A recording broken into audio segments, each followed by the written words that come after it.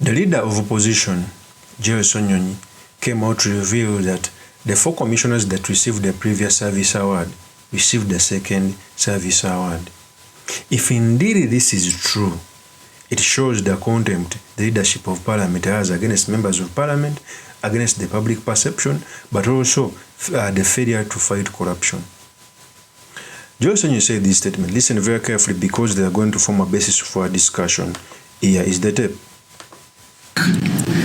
The 4 commissioners of parliament received the second service award of 400 million shillings each.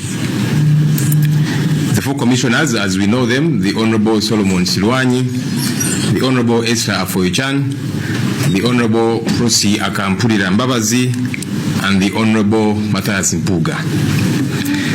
This money was apparently intended to see them through the campaigns.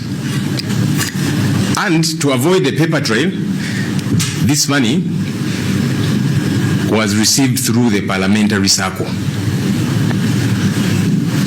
Now, these people, through their agents, have been recently, and specifically last week, been spreading propaganda that I also received a service award. Some of you probably saw those things. Now, first of all, let me first stop there one. If indeed it is true that they received the money and they had even to hide it through the parliamentary circle, it shows their guilt. Public funds, even if they are going to be given out, are supposed to be free and fair and visible and can even yield accountability. If it is true that they had to even hide it under the parliamentary circle, it shows the contempt these people have against our constitution. Remember that the same service award, had it not been the leader of opposition coming out to make an alarm, we wouldn't have understood until when the parliamentary commission was changed, thanks to Robert Chagulanyi Ssentamu. Because the leader of opposition is the representation of the opposition on the commission. But Matthias MPUUGA used to do some hand-hands, which was unfortunate. Let's continue with SSENYONYI. And it is meant to be a cover-up for this second service award that the commissioners gave themselves. Look, even if they sent any such money to my account,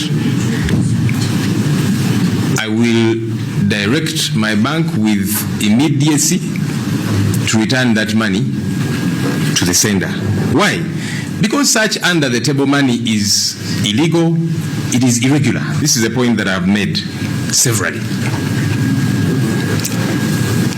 As we have said time and again, if any of these commissioners want to be awarded, and I've had some of them say former leaders have been awarded, former vice presidents, prime ministers, and so on, let them bring an amendment to the law. We have a law called Emoluments and Benefits of the President, Vice President, and Prime Minister. When those people leave office, there are benefits which they get. So if any of these commissioners want to also receive some kind of benefit, why don't they bring an amendment to that law so that we debate it publicly, as opposed to doing things surreptitiously and under the table? First of all, I agree with SSENYONYI. It cannot be that when other leaders like the Vice President, Prime Minister, their remuneration and retirement benefits are in the Constitution. Even if government changes etc., they know what they are going to get. But we cannot be with the Parliament where the commissioners, it depends on the mood in which they speak of Parliament and the Commission feel to award themselves. In fact, even awarding themselves, it is a risk for disaster. It is a conflict of interest. A resolution must be passed in Parliament, a law must be brought. I also agree that the leader of opposition and the commissioners, for the time they have been on the commission to take care of the Parliament, they must get some sort of appreciation. But that appreciation should be put in the law, where members of Parliament can sit and see which percentage it is and put within the law. The moment you leave a leverage that the Speaker of Parliament and the Commission is the one to decide on what to get, it brings corruption. Just imagine that these people got a service award before even their term of completion of office. SSENYONYI has not gotten any. That's the truth. Why? Because he's not in a good terms with the Speaker. Okay. Secondly, If it is not true, let me just also look on the other side.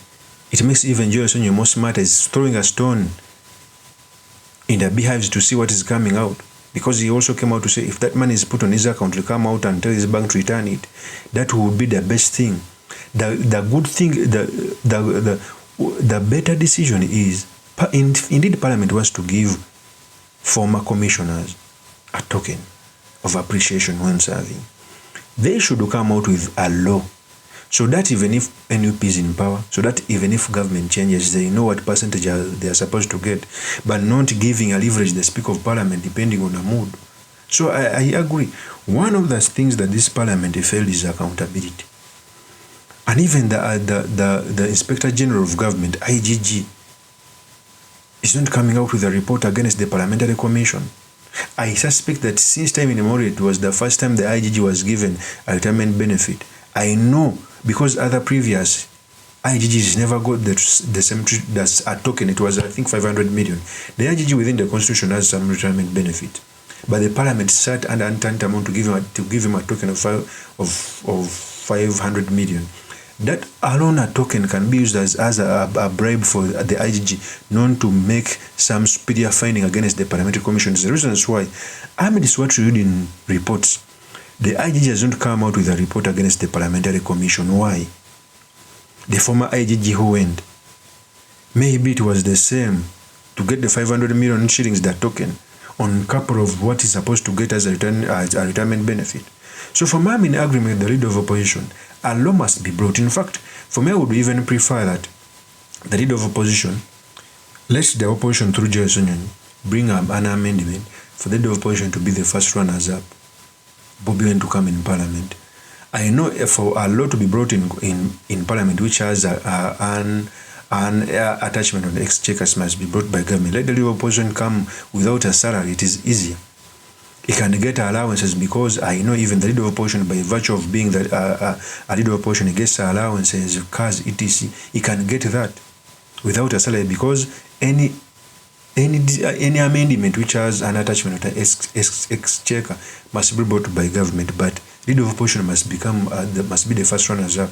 So for me, I think the best decision is to make a law, not to leave these scavengers, corrupt people who have sanctions, to decide on who to get what and which and when. Of course, as my opinion is truly Mr. Makindi Kabeso Magre. If you're into this channel, please subscribe, like, and comment so that I'm motivated to do more such videos. I'll see you on another one. Peace.